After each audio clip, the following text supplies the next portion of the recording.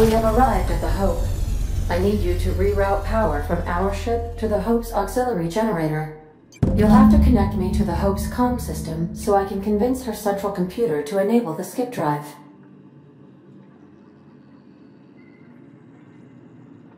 If your calculations are even slightly off, you could crash the entire colony ship into Terra 2.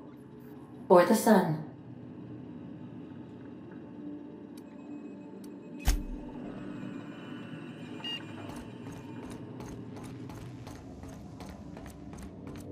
We'll be here, Captain. Or will we?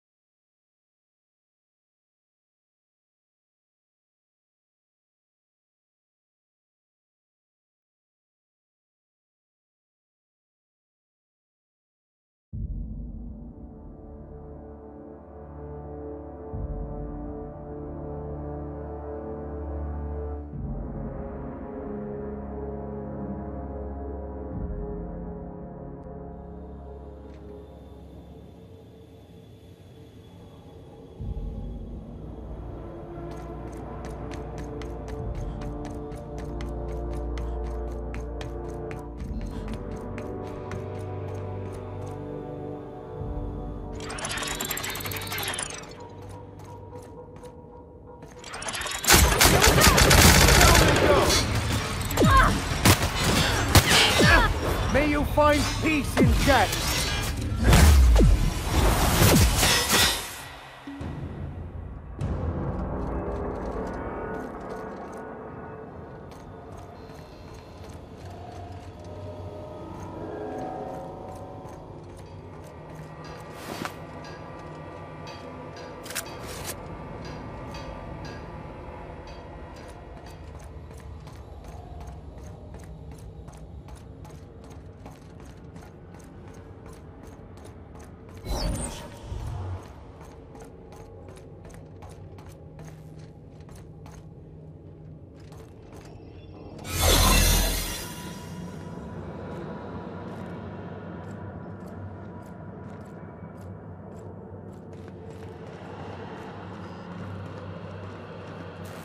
Looking good, soldier.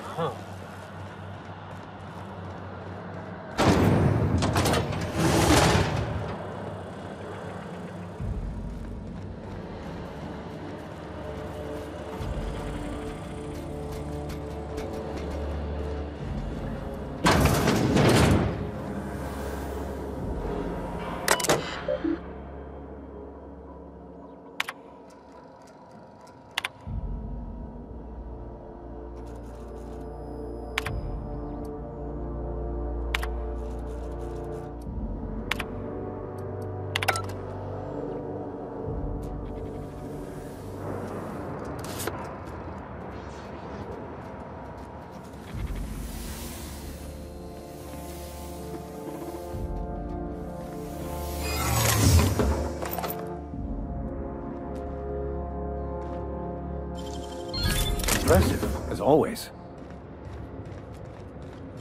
That's hands, Captain.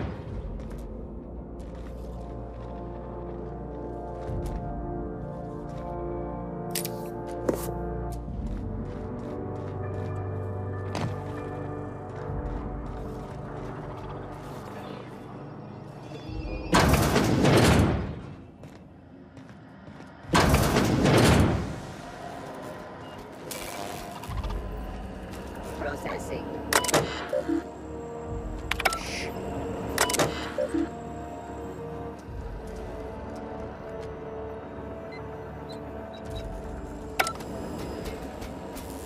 Unexpected.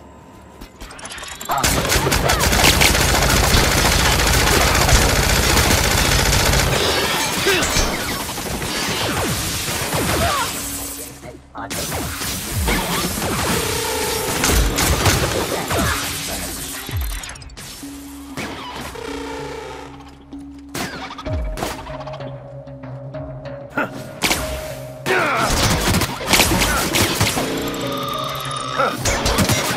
That's the last of them.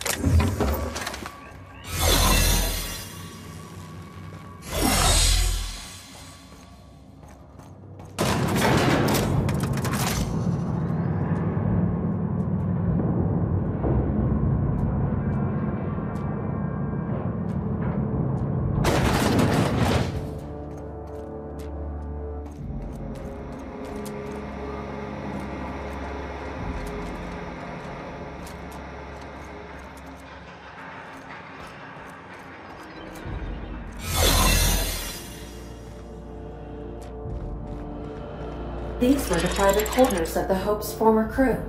Shall we hold a moment of silence for the dearly departed? No?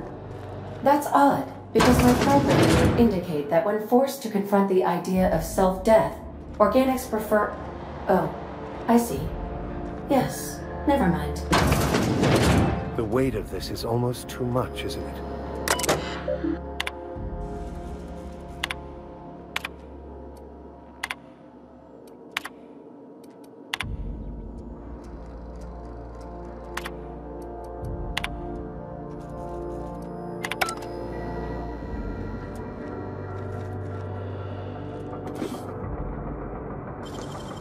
You'll have to show me how to do that.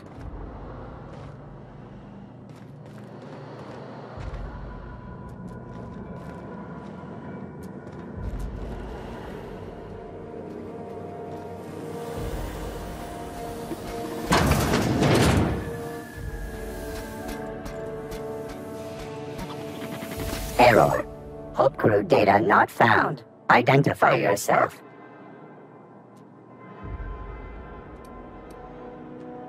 Error. Paradox protection protocols have prevented me from registering your stated identification. Please report to your nearest mechanical engineer.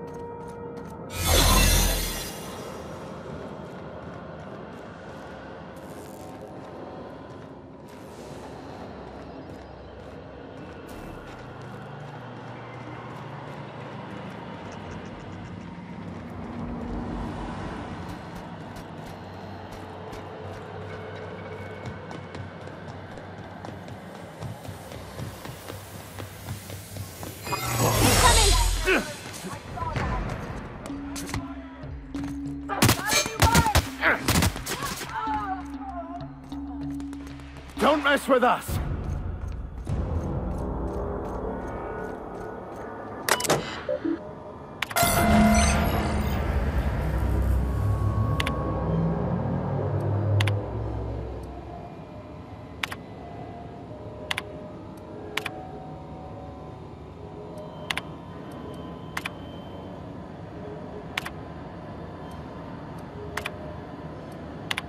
That ought to do her, Captain.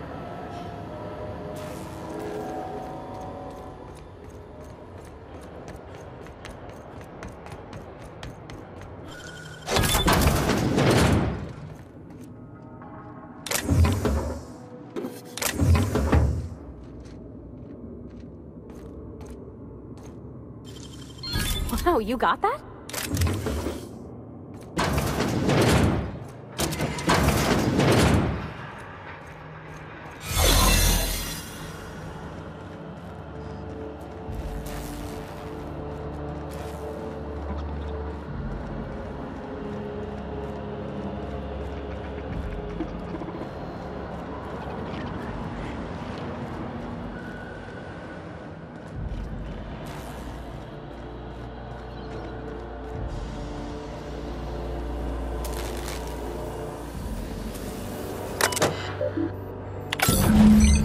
Can you hear me, Captain?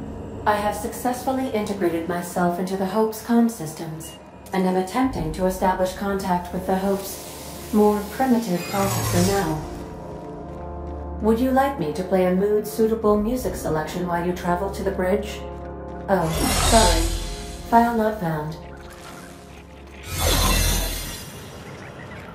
Should we assign Sam? Here they come! Right.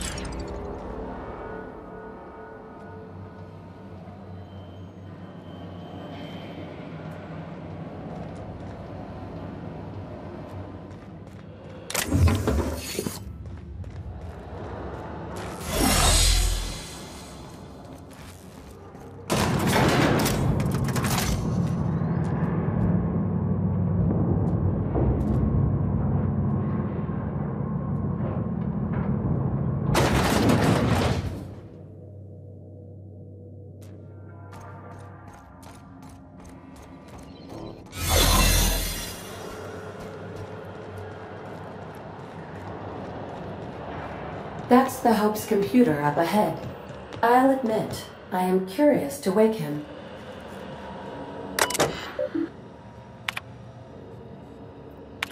Greetings, Captain. I am speaking to you through the Hope's computer system. It's a rather cramped feeling, but it'll do.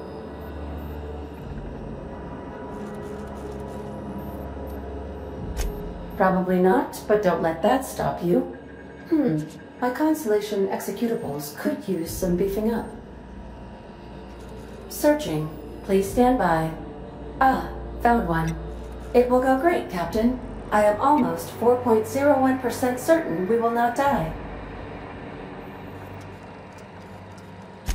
Are you sure? That is extremely dangerous. Skipping the Hope will void the warranty on the skip drive. And also potentially kill an entire planet. How is my humor now, Captain? Improved? Jump-starting the skip drive. Destination set to the rings of Terra 2. Well, it's been a good life.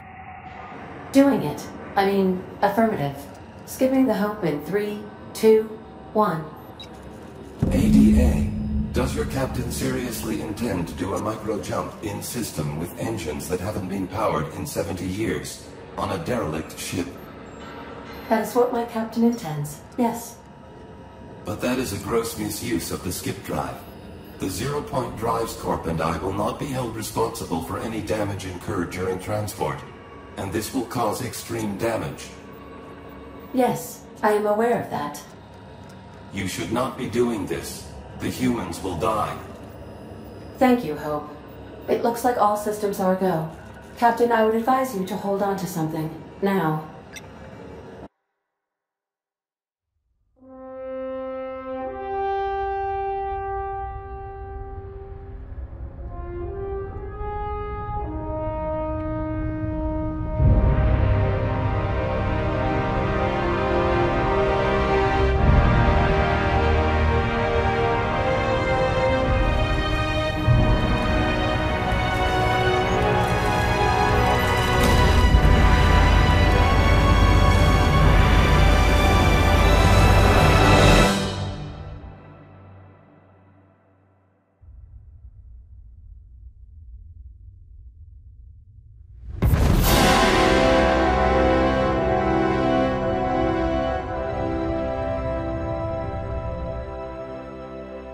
good.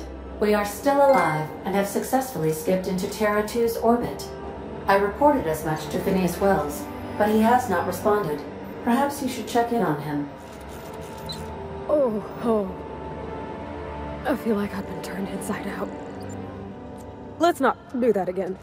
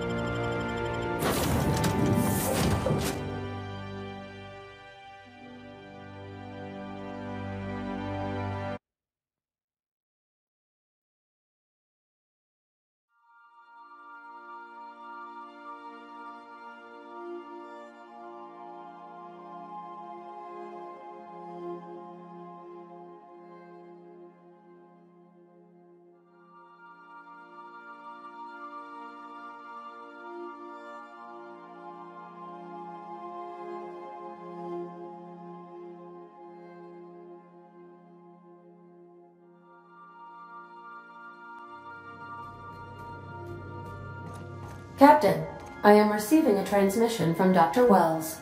The transmission is marked... Captain, I shall now play the transmission I received from Dr. Wells. The board is here. They've found me somehow. They're about to blast my door open. I can't stop them from getting me, and there isn't enough time to explain everything. But there's something very important you need to remember. The board, all their lackeys, they're all a bunch of swine. Do you hear me? They're fucking corporate swine. You fucking pigs! I'll take you all out with me! I'll never... It would seem the recording captured some rather dire events. I presume you'll want to dock at the orbital lab to check on your associate as soon as possible? How can I be of assistance? Take care. I require a functioning captain to run the ship.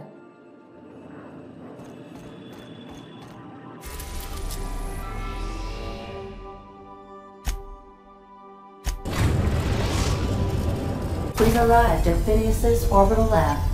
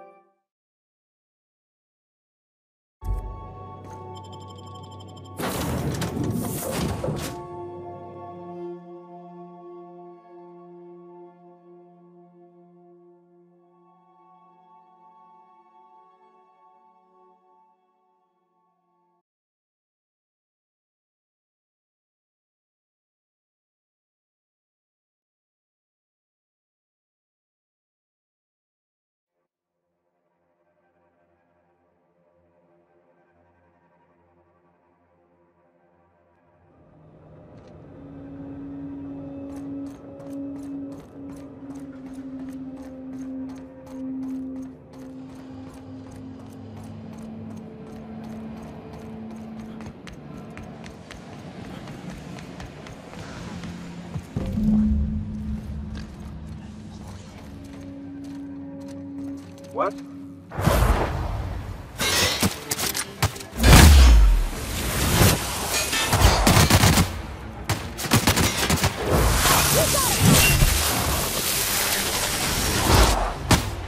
Everyone all right?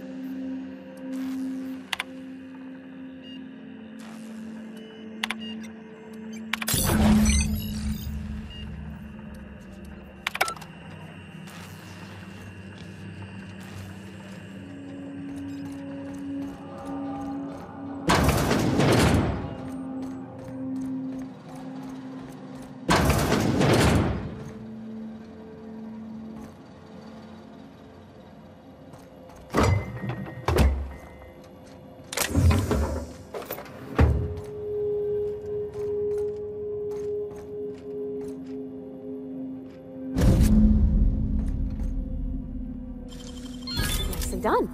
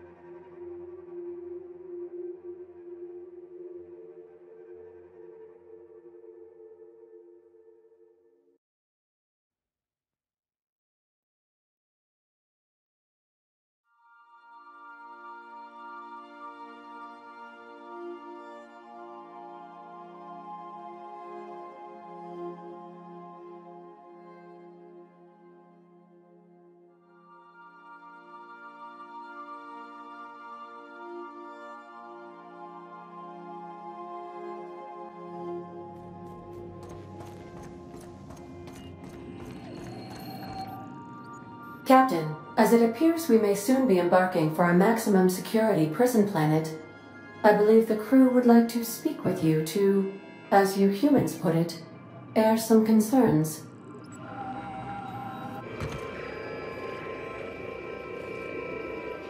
Those board goons kidnapped Mr. Phineas and hauled him away to Tartarus. How are we gonna get him out?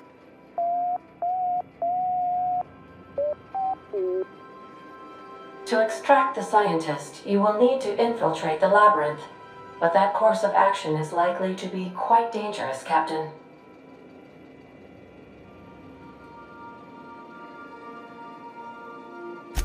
I am programmed to warn you whenever you exhibit inclinations toward risky behavior. Breaking into Tartarus will not be easy. Getting in is the simple part. It's getting out again that's the trouble. Trust me, I know. Let's just do it. Kick down some doors, grab Doc Wells, and cut a path out. We don't need a plan. We got guns. If you really mean to do this, you should see to your final affairs and close out any unfinished business. Once you sneak into Tartarus, you may be there a while. Or permanently.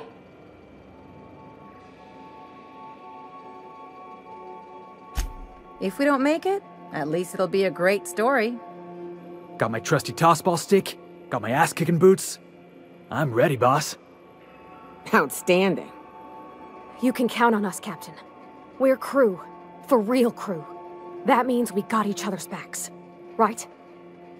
Never thought I'd volunteer to break into a prison. Seems like your tendency towards risky behavior is rubbing off on me, Captain. Command not recognized. Waiting on your command, Captain.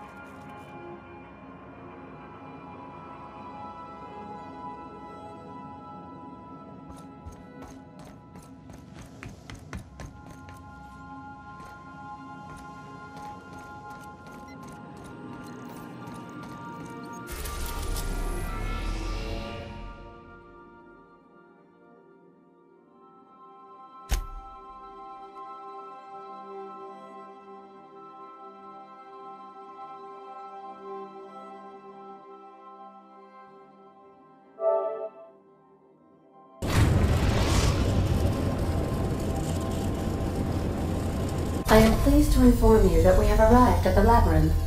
Please be advised that the punishment for trespassing is execution.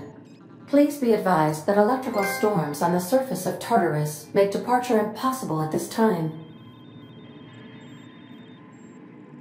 Resident count is as follows: 3,071. Resident deaths, including but not limited to executions, are as follows: 1,684. Resident escapes are as follows: 0. The interior can be chilly.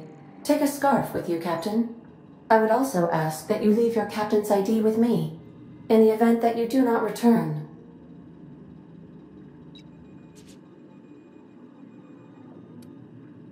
I can make the assurance that I will not leave with another captain unless you do not return within 876,541,652 hours. Oh, speak of the devil. Captain, I am receiving a transmission from the prison's docking authority now. Attention, unauthorized spacecraft. This is a maximum security installation. Your presence here is an explicit violation of UDL corporate policy. You are hereby confined to your docking platform until a ticket detailing your crimes has been filed and notarized, at which point your vessel will be seized and you will be executed.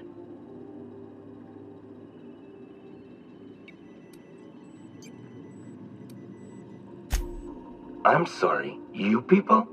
Did you just cast a generalization on upstanding UDL employees? That's a fine of 200 bits. You're up to 5,708, not including the cost of your execution and the disposal of your remains, which will be assessed posthumously.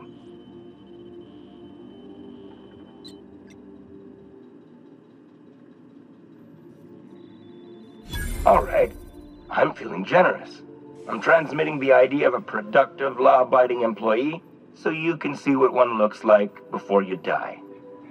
Anyway, Tartarus Docking Authority signing up. Hang on. Another ship just pulled into your dock. Wait, is that from the Groundbreaker? What the? Pay no mind to that. Just have a pleasant day. Transmission terminated. Biometric ID received. Transferring data to external cartridge. How can I be of assistance?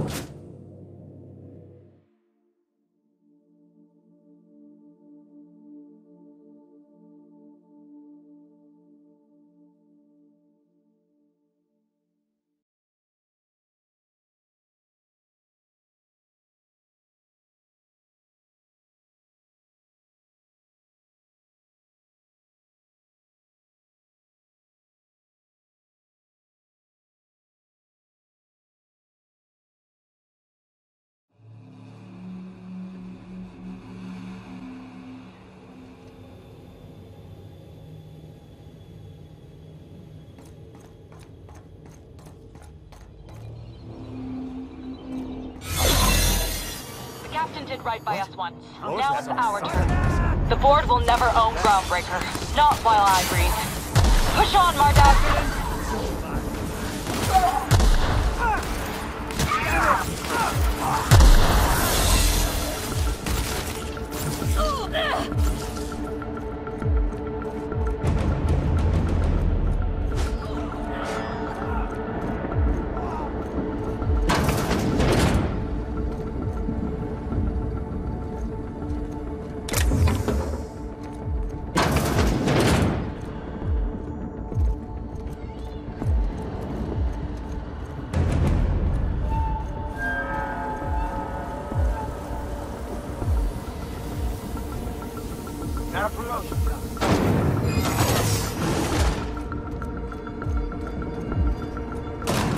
This place the labyrinth.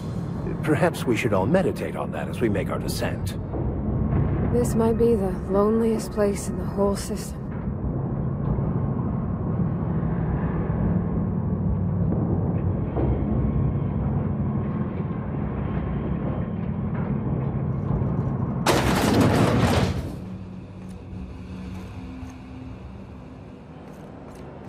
I suppose it would be too late to back out now, huh? Fear not, Captain. I'll watch your back.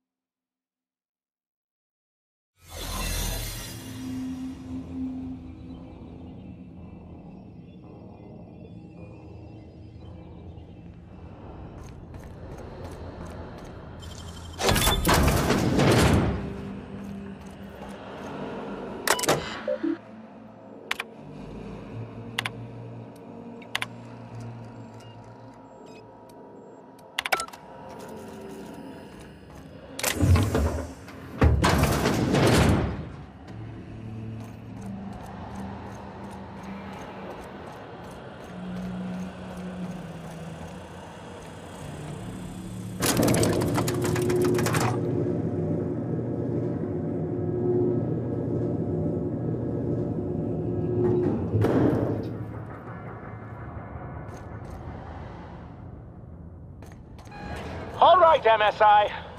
I'm not one for rousing speeches, but the captain needs our help.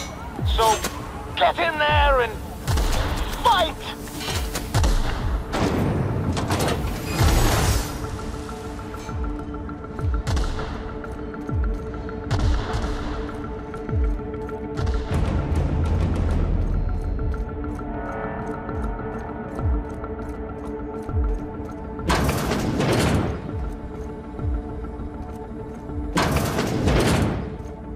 What? Something's not... Are you new here? I didn't think we were hiring more staff. Oh, no. Don't tell anyone, please. Whew. Thank you.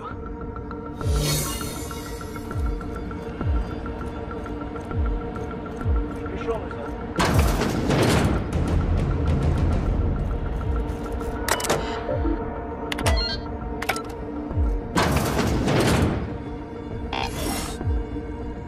Well, look who it is.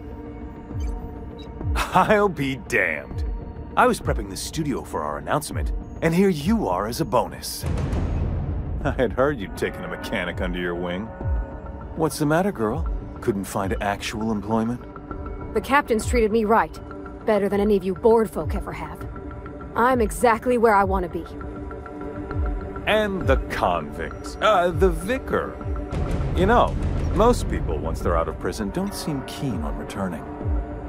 Oh, I would go anywhere to see you fall, sir. When you go off and get yourself shot, try to avoid taking one to the face. I'll want it recognizable to show to my citizens.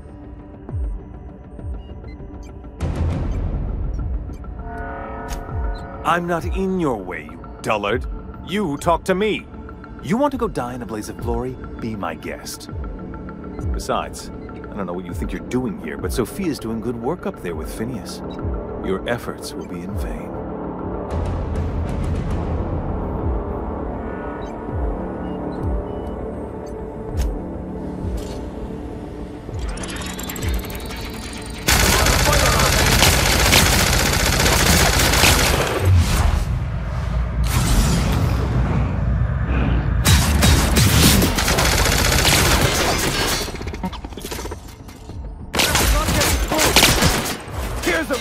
I learned in prison.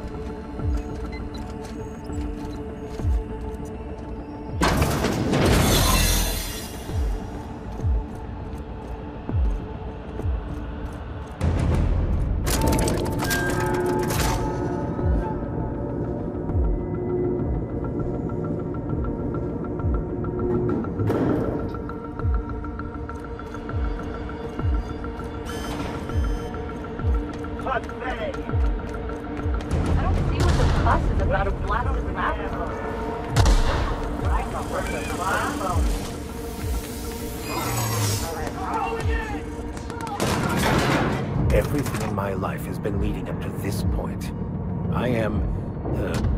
I believe I am ready for this. When it comes to this, I just don't get to know you all.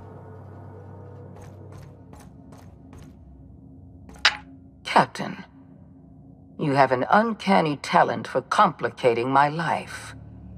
You've disrupted the balance of power. You've upset the natural order of things. You've introduced uncertainty, and there is nothing I despise more than uncertainty.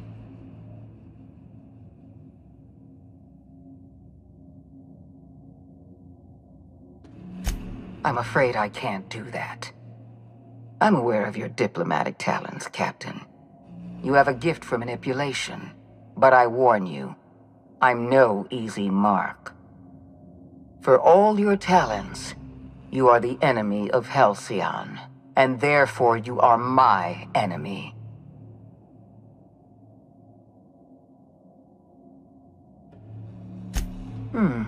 You make a nuanced and compelling argument. Here's my rebuttal. No. Dr. Wells is being held in my custody. His cooperation will prove invaluable, even if I have to beat it out of him. All that's left to do is put down this riot, arrest you, and then get on with the bloody business of saving this colony.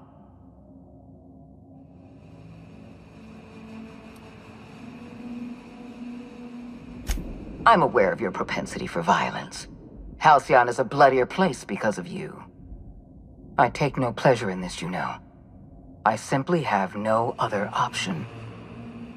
Leaving you alive is too great a risk. Goodbye, Captain.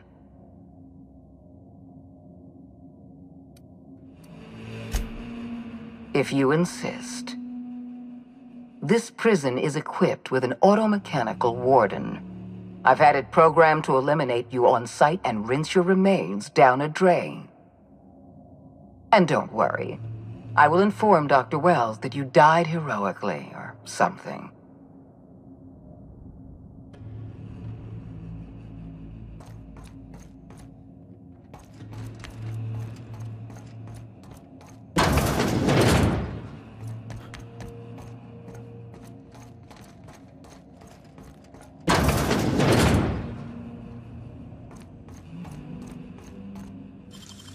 Great work.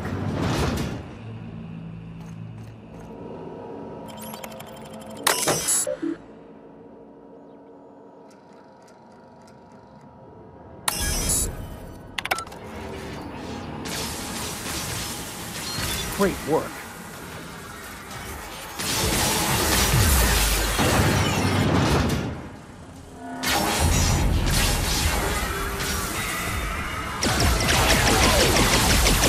Your life was merely an illusion anyway.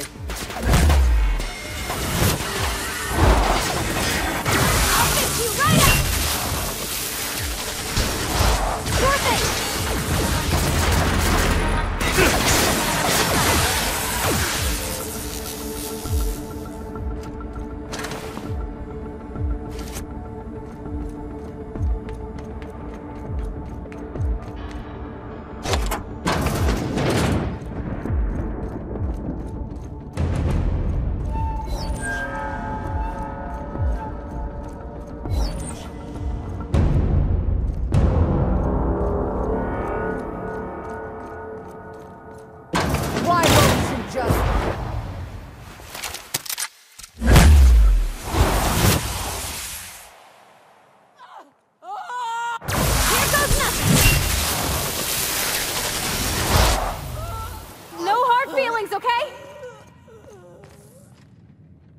Get me out of here!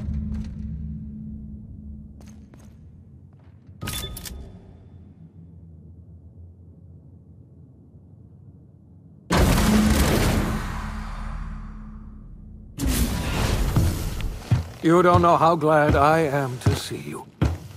You did the right thing. Akande was a monster. Her death was much deserved, and long overdue. And you lunatic! You broke into the board's own fortress just to rescue one doddering old man! You are absolutely out of your mind, and I can't begin to thank you enough. Ah! All in a day's work for you, huh? You've broken the board's stranglehold on this colony, and you saved my life. But there's still so much we have yet to accomplish. You and I are going to have to work harder than ever to save Halcyon. I'm afraid the situation is far worse than any of us ever anticipated.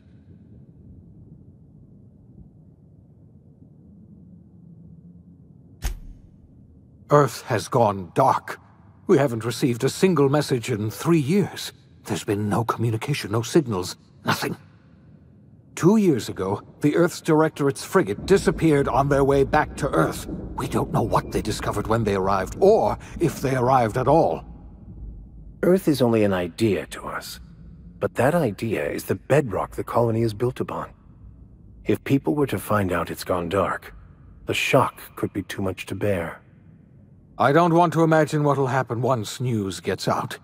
Let's just keep this between us for now. You mean we're all alone out here? Really alone? I'm afraid so, Miss Holcomb. Halcyon is the only home we have left. Returning to Earth is no longer an option. We're in serious trouble, my friend. Do you know what this means for Halcyon? We can't rely on Earth for support anymore. We've been cut loose. We're entirely on our own.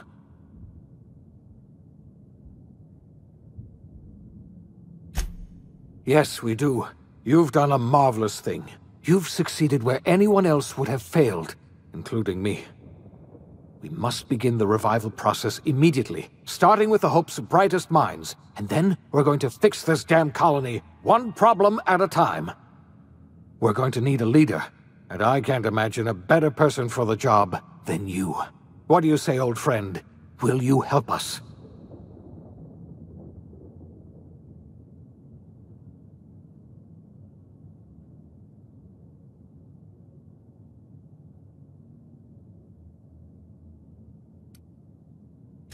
When I revived you, I thought you were going to help me save this colony.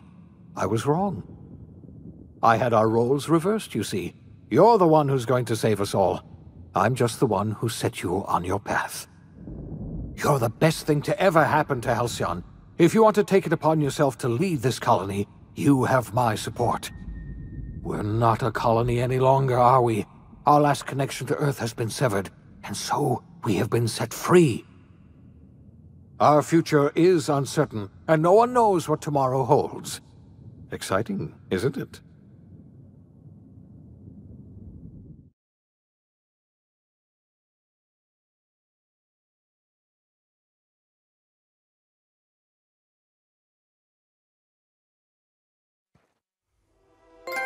The OSI teaches that everything in the universe happens according to the grand plan. But the stranger that arrived in Halcyon was an unplanned variable. From the moment he landed in Emerald Vale, his actions altered the course of history. The events on Tartarus brought about the end of the board's authority. But the board's mistakes would haunt the colony for decades to come. The damage they left behind would require the work of a generation to repair. Dr. Phineas Wells began reviving a handful of the Hope's colonists. Engineers, scientists, technicians, and intellectuals. They were among the brightest minds the Earth had ever sent out into the stars. The Hope scientists and engineers woke up in a colony descending headlong into total collapse. With no way to return to Earth, they had no choice but to band together and devote themselves to the cause of saving Halcyon. The people of Halcyon were nothing if not hardy. In the absence of the board's authority, many of the colony's settlements banded together with a single purpose in mind: survival. Life was especially hard in the years to come. Some towns dissolved by attrition and starvation, but most of them found a way to carry on. In the years to come, Halcyon was forced to reckon with its newfound freedom. The board was gone, and for better or worse, the colony was responsible for its own destiny. Sanjar's civil liberties and worker-centric policies were slow to catch on with the other corporations. But as Halcyon began its long, arduous journey toward recovery, many of Terra 2's smaller townships started adopting MSI's alternative corporate structure, and eventually became entirely self-sufficient. In the coming years, many of these townships managed to eke by, where otherwise they might have starved. Consumed by paranoia, Lilia Hagen took Sublight Salvage in a controversial direction, openly accusing board officials of an extraterrestrial conspiracy. One day, an accident at the Groundbreaker's docking bay silenced her forever. Time would tell if her replacement could keep the Sublight family together. The collapse of Edgewater left its workers bereft of any purpose in life. Most of them made their way to Adelaide McDevitt's camp, hoping to ingratiate themselves into her favor. Adelaide accepted only a few to her community.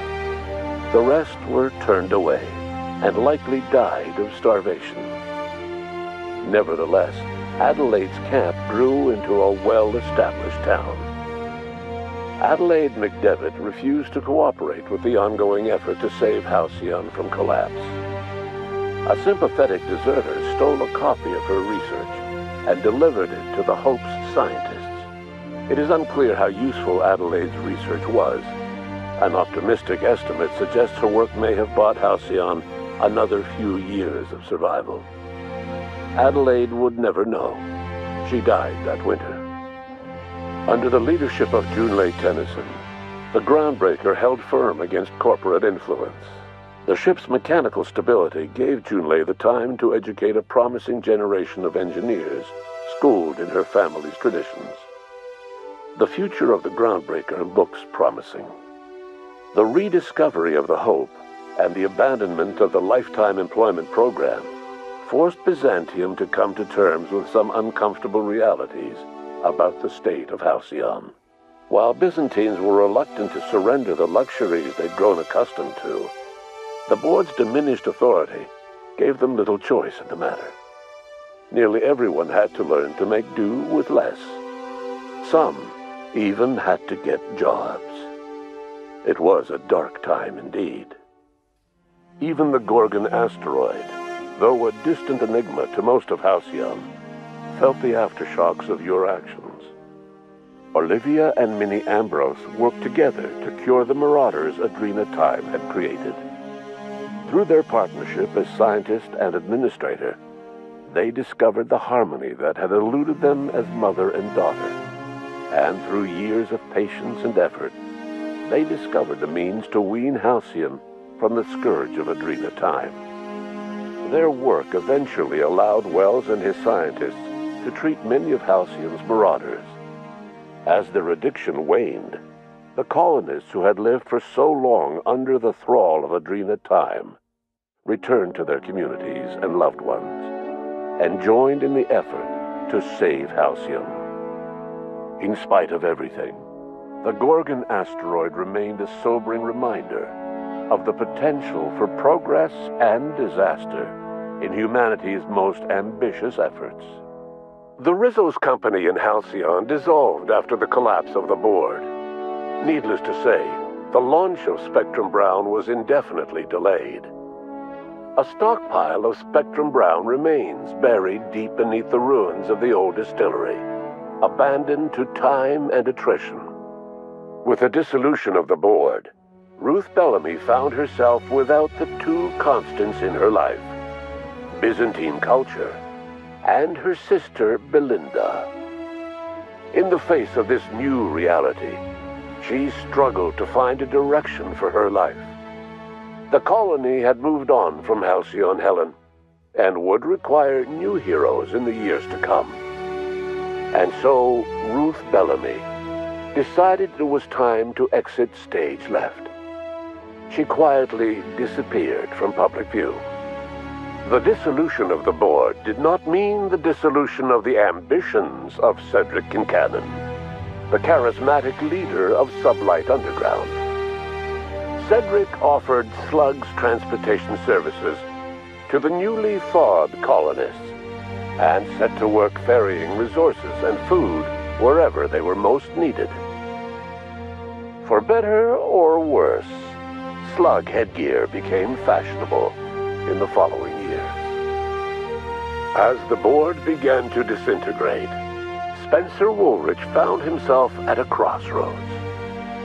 Cling to what little stardom remained to him, or help usher Halcyon into its new future. To the surprise of many, perhaps himself most of all, Spencer chose the latter option. Having learned a variety of different skills in the many different roles played throughout his lengthy career, Spencer founded a radio serial dedicated to staying alive despite the odds. His subjects included how to survive violent encounters with only grazing wounds, dispense pithy one-liners for tense scenarios, and, of course, how to look good doing both. After a brief attempt at dating Helen as one person rather than two, which both Bertie and Helen found too strange. Bertie struck out on his own to try his hand at raising woolly cows. Many of his former Rangers teammates soon followed, accompanied by the woolly cow the team had originally plied with alcohol. The dairy farm thrived under Bertie's leadership and care.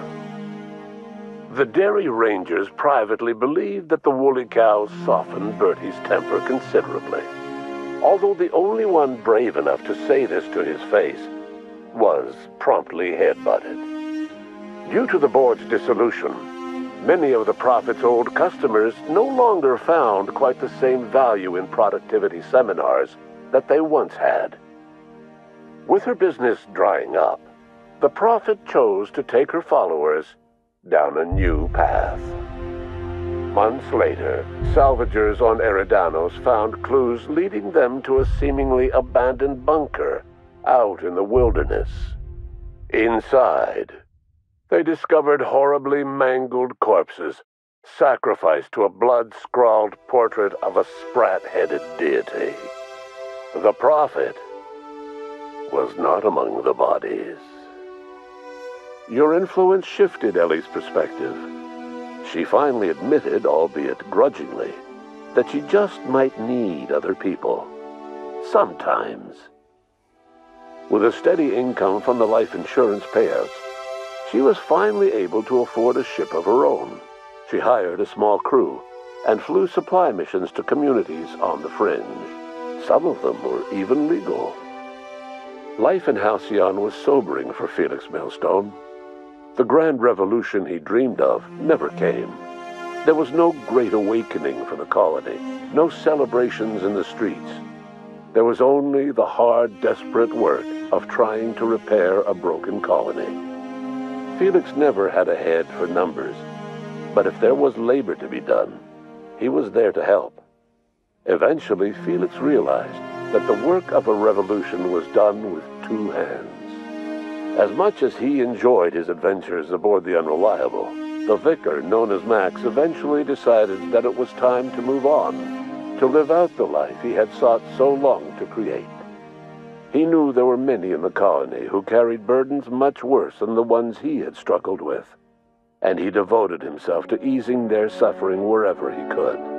He only ever took up arms again to defend the defenseless.